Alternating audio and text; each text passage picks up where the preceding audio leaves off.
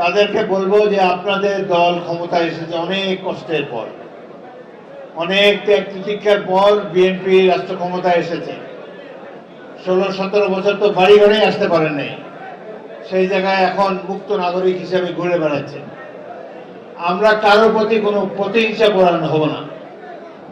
আওয়ামী লীগ অনেক অত্যাচার, নিপীড়ন, জোর জুলুম, খুন গুম সবকিছু করেছে, কিন্তু আমরা এর প্রতিশোধ নেব না, কারণ এটা জিয়াউর রহমানের দল। আমরা ভদ্র নিরীহ মানুষ, ইহকাল পরকালে বিশ্বাস করি, কারো উপরে অন্যায় বা প্রতিশোধমূলক আচরণ আপনারা করবেন না। এই দেশে হিন্দু সম্প্রদায় বসবাস করে, তাদের উপরে যদি কেউ জুলুম করে আপনারা সবাই মিলে তার প্রতিরোধ করবেন। তাদেরকে আমি নির্বাচনের সময় ওয়াদা দিয়েছি, আপনাদের উপর আর কেউ কোনো অত্যাচার করতে পারবে না।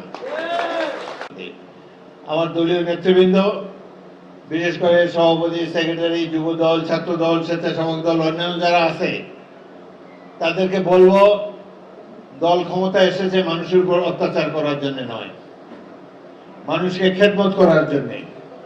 শহীদ রাষ্ট্রপতি জিয়াউর রহমান যেভাবে জীবন কাটিয়ে গিয়েছেন, যেভাবে রাষ্ট্র পরিচালনা করেছেন, তাকে অনুসরণ করে সৎ মানুষের দল হিসাবে বিএনপি বেঁচে থাকবে, এটাই আপনাদের সকলের কাছে কামনা রইল।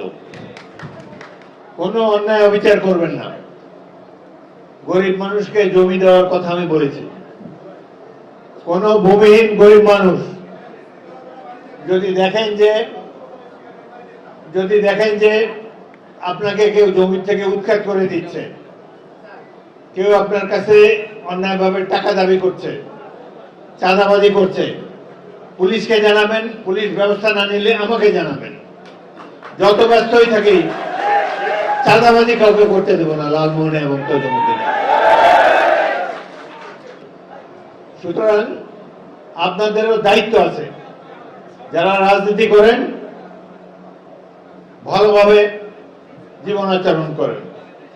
জামাত ইসলামী আমার বিরুদ্ধে নির্বাচন করেছে, কিন্তু সংসদে দেখি তারা খুবই ডিসিপ্লিন, তারা পাশের লোকের সাথে কথা বলে না, নিয়ম কানুন মেনে চলে, ভদ্র আচরণ তাদের। আগেও বিরোধী দল দেখেছি আমি, 7টা সংসদ দেখলাম, এরা অনেক ভদ্র। শুধু একসময় আমাদের মিত্র ছিল, এখন ক্ষমতায় যাওয়ার আশা হয়েছে, সেজন্য বিরোধী দল করছে। সকলের সাথে সদ্ভাব রেখে চলেন। বাংলাদেশে যেখানে যাই হোক, লালমোহন তজুমুদ্দিন যেন শান্তির দ্বীপ হিসাবে গড়ে ওঠে, এটাই আপনাদের কাছে কামনা। অন্য দল করার কারণে, এমনকি আওয়ামী লীগ করার কারণেও কারোর প্রতি খড়া